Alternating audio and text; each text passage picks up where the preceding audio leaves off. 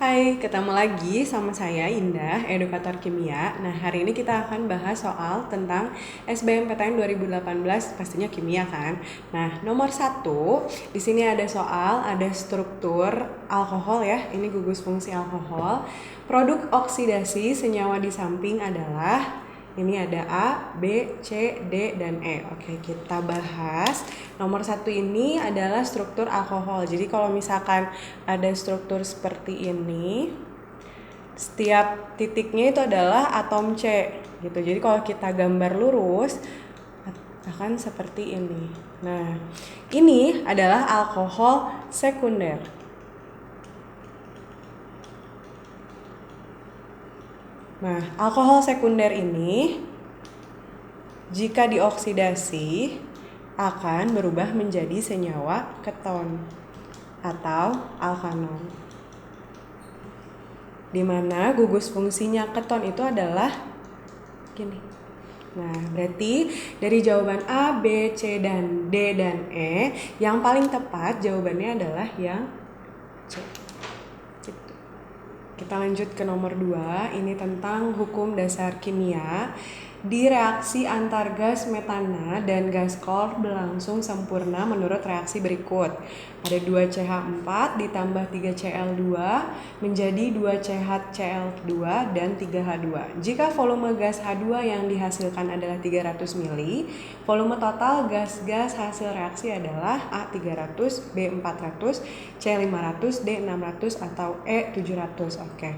Berdasarkan hukum dari Gay-Lussac diketahui bahwa volume itu perbandingannya sama dengan koefisien gitu. Jadi kalau misalkan nih gas H2 di sini nilainya 300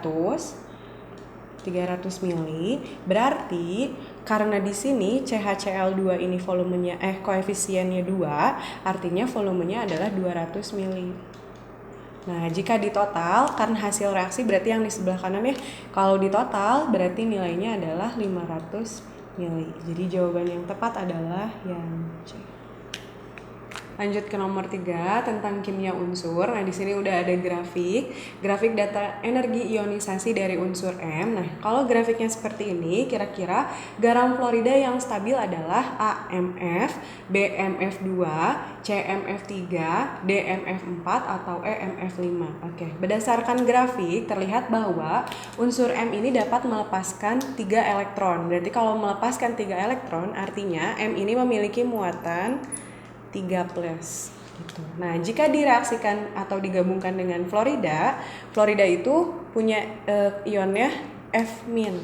Berarti jika direaksikan akan menghasilkan MF3. Kenapa? Karena dikali silang ya. Jadi ini dipindah ke sini, yang -1 dipindah ke depan. Jadi M-nya 1, F-nya jadi 3. Jadi senyawa yang akan dihasilkan adalah MF3. Jadi jawaban yang tepat adalah yang C. Oke, kita mulai ke nomor 4 tentang sel volta. Nah, di sini ada soal baterai nikat merupakan sel volta dengan reaksi seperti berikut. CD ditambah NiO2 ditambah 2H2O menghasilkan NiOH2 dan CdOH2. Pernyataan yang benar adalah CD adalah katoda, B NiOH2 terbentuk di katoda, CdOH2 terbentuk di katoda, D Ni adalah anoda, atau E reaksi berlangsung pada pH 7. Oke. Kalau yang E ini udah pasti salah ya. Kalau di bawah 7 itu kan artinya asam. Sedangkan ini OH berarti kan dia sifatnya atau reaksinya dalam suasana basa. Berarti yang nomor E ini udah pasti salah. Lalu kita lihat dari reaksi ini, manakah yang mengalami oksidasi dan manakah yang mengalami reduksi. Nah, jika dilihat di sini, CD itu nilai biloxnya 0, terus di sebelah kanannya, karena nilai OH itu -1 dikali 2, menjadi -2, berarti nilai CD-nya jadi +2. Dari 0 ke +2 akan mengalami oksidasi. Berarti jika CD-nya mengalami oksidasi, Ni-nya akan mengalami reduksi. Oke, nah karena CD mengalami oks itu tempatnya di mana? Oks itu tempatnya di anoda. Sedangkan Ni akan mengalami reduksi itu tempatnya di mana? Di katoda. Nah, berarti kita lihat nih, CD adalah katoda. Menurut reaksi salah ya, CD itu adalah anoda. Terus Ni adalah anoda, Ni adalah katoda karena dia mengalami reduksi. Lalu yang B, akan terbentuk NiOH di katoda. Ni adanya di katoda. Oh, berarti jawaban yang tepat adalah yang B. Ke soal nomor 5 tentang stoikiometri. Persentase atom H dalam senyawa organik adalah 13%. Maka jumlah atom H yang terdapat dalam 2,3 gram senyawa adalah, jika diketahui bilangan Avogadro-nya adalah 6,02 dikali 10 pangkat 23. Oke. Untuk nyari jumlah atom itu rumusnya jumlah atom itu mol dikali 6,02 dikali 10 pangkat 23. Nah, karena kita mau cari jumlah atom dari unsur H, berarti kita harus punya molnya H. Nah, mol H-nya belum ada nih. Caranya gimana nyarinya? Dari 13% berapa gram dari 2,3 gram senyawa ini? Kita tinggal hitung. Berarti massa H itu 13/100-nya dari massa senyawa total. Nilainya adalah 0,299 atau kita bulatkan jadi 0,3. Nah, kita udah dapat nih massanya sebesar 0,3 gram. Kita tinggal cari molnya dengan rumus gram per AR. Nah, gramnya kan berarti 0,3. Nah, AR-nya diketahui di soal adalah 1. Berarti nilainya tetap 0,3 mol.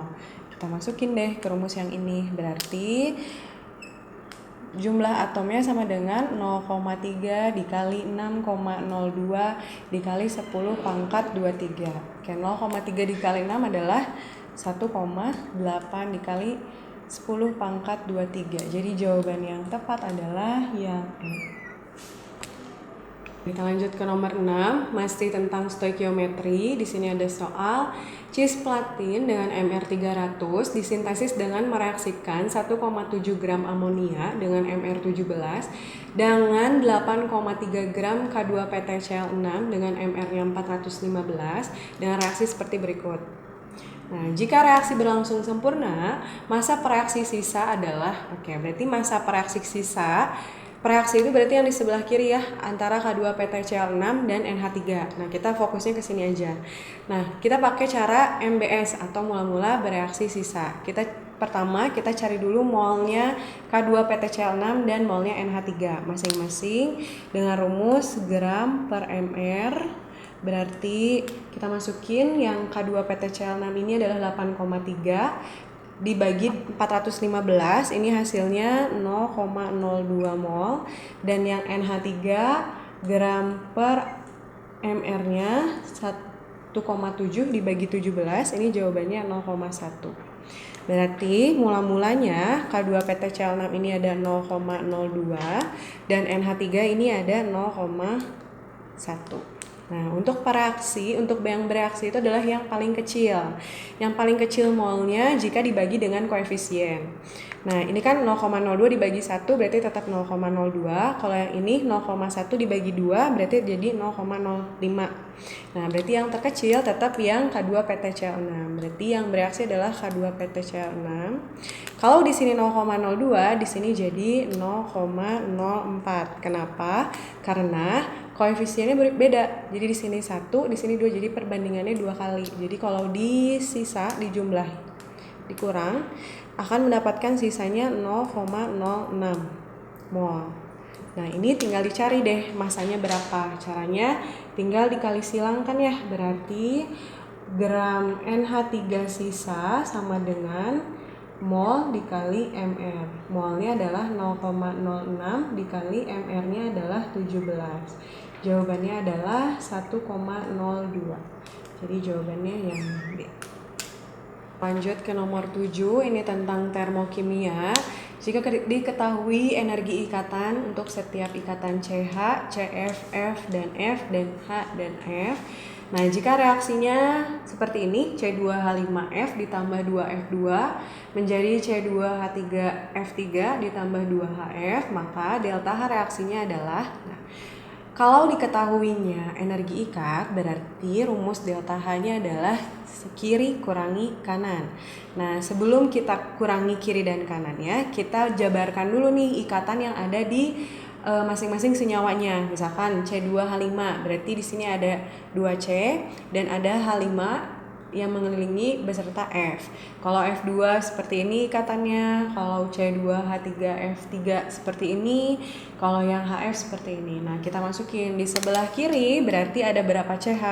Ada 1, 2, 3, 4, 5. Berarti ada 5 kali CH ditambah 1 C dengan C ditambah 1 C dengan F dan ditambah 2 kali F dan F dikurangi di sebelah kanannya berarti ada 3 CH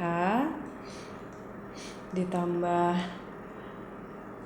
3 CF ditambah 1 CC dan ditambah 2 HF gitu. Nah, jika ada yang bisa dicoret aja. Berarti ini CH dicoret dengan CH lagi, di sini habis, ini sisa 2, ini CC habis, ini CF sisa 2. Nah, kalau yang ini nggak bisa dicoret kan ya. Nah, tinggal dimasukin angkanya yang diketahui di soal, nanti akan ketahuan jawabannya menjadi minus 962 kJ per mol. Ini jawabannya yang C. Oke, kita lanjut ke nomor 8, ini tentang redoks. Ion manganat 5 dapat terdisproporsionasi sempurna menjadi ion manganat 6 dan mangan 4 oksida. Menurut reaksi yang belum setara. Ini reaksinya. Jika 200 ml larutan manganat 5 0,5 m bereaksi secara sempurna, jumlah milimol elektron yang terlibat adalah, kan belum setara ya. Jadi kita cari dulu sampai setara. Nah, caranya dengan pesetaraan redoks.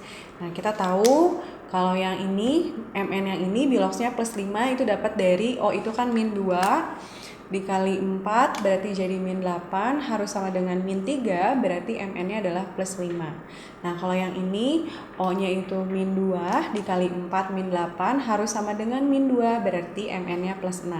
Dari 5 ke plus 6 berarti akan mengalami oksidasi 1 elektron. Nah, yang MnO2 ini min 2 kali 4 harus sama dengan 0 berarti tetap plus 4. Dari plus 5 ke plus 4 mengalami reduksi 1 elektron. Nah, elektron yang terlibatnya itu ini berarti hanya ada 1 elektron yang terlibat.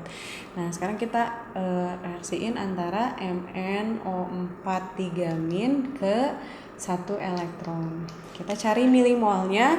Milimol yang bisa kita cari adalah milimol si MnO4 3- ini karena di soal diketahui manganat 5-nya punya konsentrasi 0,5 dan volumenya 200. Kita cari molnya itu tinggal dikaliin berarti dapat 100 milimol.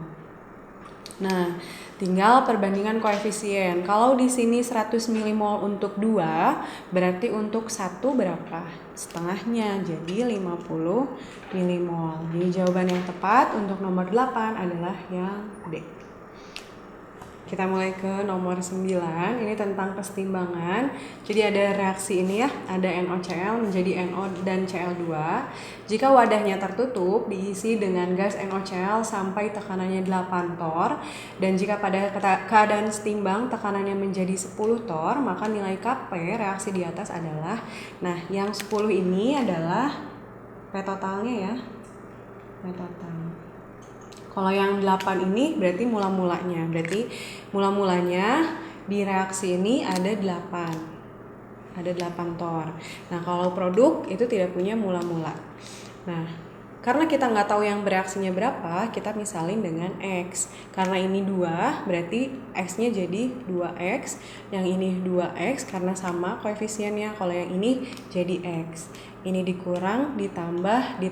Berarti dalam keadaan setimbangnya akan ada 8 min 2X, ada 2X, dan ada X. Nah, kita cari nih nilai X-nya berapa, itu dari P totalnya. Karena P total itu berarti NOCl ditambah NO ditambah Cl2. Berarti ini 10 min 2X ditambah 2X ditambah X. Berarti kan hilang. Berarti 10 kurangi 8, 2. X-nya sama dengan 2. Kita substitusi, masukin ke masing-masing senyawanya. Berarti untuk yang NOCl2 berarti 2 kali 2 4, 8 kurangi 4 berarti ada 4. Yang ini 2 kali 2 4, yang ini berarti nilainya 2. Tinggal kita cari nilai Kp-nya kanan bagi kiri. Berarti NO pangkat 2 dikali Cl2 pangkat 1 karena koefisiennya 1 dibagi NOCl pangkat 2. Kita masukin NO-nya berarti nilainya 4, Cl-nya berarti 2 dibagi 4 pangkat 2. Nah, ini pangkat 2. Karena ini nilainya sama langsung dicoret aja, berarti Kp-nya nilainya sama dengan 2. Jadi jawabannya yang A. Soal terakhir ini tentang sifat koligatif larutan atau SKL. Nah, di sini ada soal larutan A dibuat dengan melarutkan 4,16 gram BaCl2, MR-nya 208 ke 2 kg air, dan larutan B dibuat dengan melarutkan zat organik non-elektrolit ke 1 kg air.